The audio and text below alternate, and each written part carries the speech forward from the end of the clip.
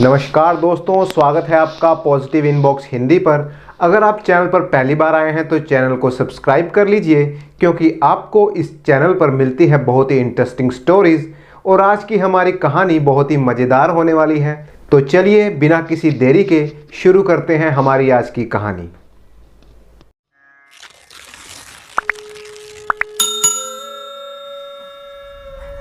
आज की कहानी अनंतगढ़ गांव में रहने वाली एक औरत यशोदा से शुरू होती है। यशोदा गांव में रहने वाली बाकी औरतों की तरह ही पूरा दिन घर के काम काज में ही बिता देती थी। यशोदा का एक बेटा था जो गांव में ही मेहनत मजदूरी करता था। बेटा अक्सर अपनी माँ से कहता कि माँ, मुझे काम के लिए किसी बड़े नगर में जाना है, परंतु यशोदा उसे अपने पास ही रखना चाहती थी। वो भी अपनी माँ की बात मानकर उसी गांव में ही काम कर रहा था।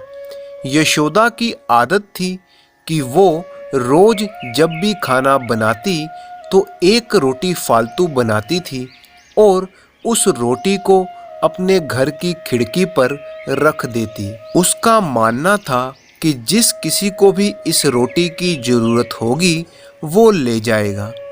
एक फकीर बाबा जो रोज यशोदा के घर आता था और खिड़की पर रखी हुई वो रोटी उठाकर ले जाता। वो जब भी रोटी उठाता तो बोलता कि तेरा किया हुआ बुरा तेरे पास ही रह जाएगा और तेरा अच्छा तेरे पास लौटकर जरूर आएगा। वो फकीर बाबा रोज इसी तरह से रोटी ले जाता और वही बात बड़बड़ाता हुआ चला जाता। यशोदा उसकी कही बात पर कोई ध्यान नहीं देती थी। इसी तरह दिन बीत रहे थे। एक दिन यशोदा के बेटे ने बड़े नगर जाकर धन कमाने की अपनी बात फिर से दोहराई तो यशोदा ने उसे साफ मना कर दिया। परंतु आज उसका बेटा ठान कर बैठा था कि वो बड़े नगर के लिए ज़रूर ही जाएगा। उसने कहा, माँ, मुझे जाने दे, तभी तो हम इस गरीबी भरी जिंदगी से बाहर निकल पाएंगे। बेटे की जिद के आगे यशोदा को मानना ही पड़ा। वो अपने बेटे को बड़े नगर भेजने के लिए तैयार हो गई। अगली ही सुबह उसका बेटा बड़े नगर की तरफ रवाना हो गया। अब यशोदा घर पर अकेली ही रहती थी।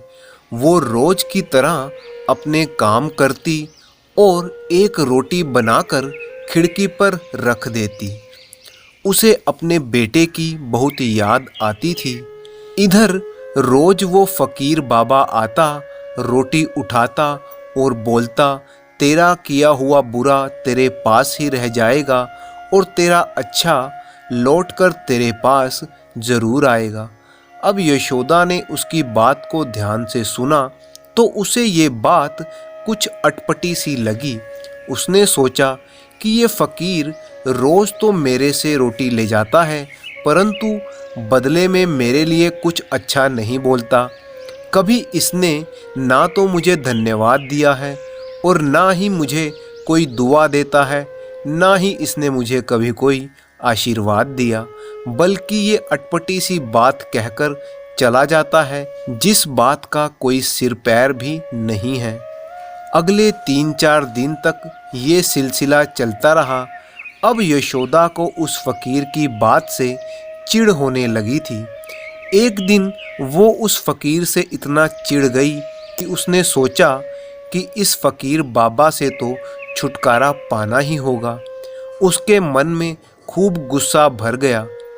गुस्से गुस्से में यशोदा ने एक जहर वाली रोटी तैयार कर दी और वो जहर वाली रोटी को उसने खिड़की पर रख दिया। अभी उसने वो रोटी खिड़की पर रखी ही थी कि तभी उसके अंदर से एक आवाज़ आई, ये मैं क्या कर रही हूँ?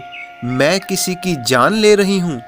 उसने तुरंत वो जहर वाली रोटी खिड़की से उठा ली और एक अच्छी साफ सुथरी रोटी वहाँ पर रख दी। थोड़ी देर बाद वो फकीर बाबा रोज की तरह आए और खिड़की से रोटी उठाई और फिर से वही बात बोली कि तेरा किया हुआ बुरा तेरे पास ही रह जाएगा, तेरा अच्छा लौटकर तेरे पास जरूर आएगा। यशोदा के कानों में ये बात पड़ी, लेकिन उसने अनसुना कर दिया और अंदर चली गई। अंदर आकर वो अपने बेटे को याद करने लगी। आज 5-6 दिन हो चुके थे उसके बेटे को घर से गए हुए।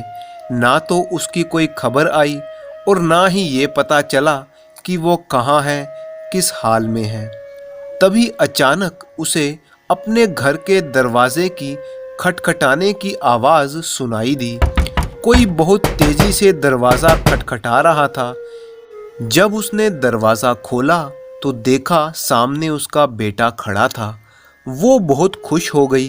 उसने अपने बेटे को घर के अंदर बुला लिया, लेकिन उसकी हालत देखकर वो कुछ घबरा सी गई।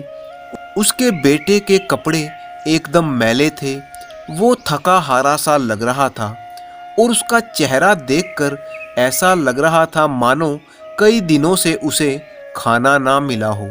यशोदा ने कहा, बेटा तू तो 1 हफ्ता पहले ही घर से निकला था बड़े नगर की तरफ, ये सोचकर कि कुछ काम धंधा वहाँ पर करेगा, लेकिन तेरी ये हालत कैसे हुई? उसके बेटे ने कहा, माँ घर से तो मैं निकल पड़ा था बड़े नगर की तरफ, मगर रास्ते में एक घना जंगल आया जहाँ से मुझे गुजरना था। तो उस जंगल में कुछ लुटेरों ने मुझे पकड़ लिया और अपना बंदी बना लिया। वो मुझे खाने को भी नहीं देते थे। बड़ी मुश्किल से उन्हें चकमा देकर मैं वहाँ से भागकर आया हूँ। मैं भूखा प्यासा वहाँ से भागता भागता गांव की तरफ आ रहा था। ऐसा लग रहा था कि मानो अब तो मेरे प्राण निकल ही जाएंगे। इतने में रास्ते में मुझे एक बूढ़ा फकीर मिला, तो मैंने उससे कहा, बाबा कुछ खाने को दे दो। उसके हाथ में एक रोटी थी जो उसने मुझे दे दी, और शायद उसी वजह से चलकर अपने घर तक मैं पहुंच पाया हूं। और पता है माँ, उस बूढ़े फकीर बाबा ने मुझसे क्या कहा? उसने कहा कि तेरा किया हुआ बुरा तेरे पास ही रह जाएगा और तेरा अच्छा लौटकर तेरे पास वापस जरूर आएगा। ये सुनते ही माँ ने अपने दिल पर हाथ रख लिया और ईश्वर का बहुत ही शुक्रिया किया कि आज उसने वो जहर वाली रोटी खिड़की पर नहीं रखी थी। और आज उसे फ़कीर बाबा की वो बात का मतलब भी समझ में आ गया कि तेरा अच्छा तेरे पास लौटकर आ ही जाता है। इसीलिए हमें भी अपनी ज़िंदगी में अच्छे काम करना कभी बंद नहीं करना चाहिए, क्योंकि ये तो तय है कि आपके किए हुए अच्छे कर्म किसी ना किसी रूप में आपके पास लौटकर वापस ज़रूर आते हैं। Thank you for watching.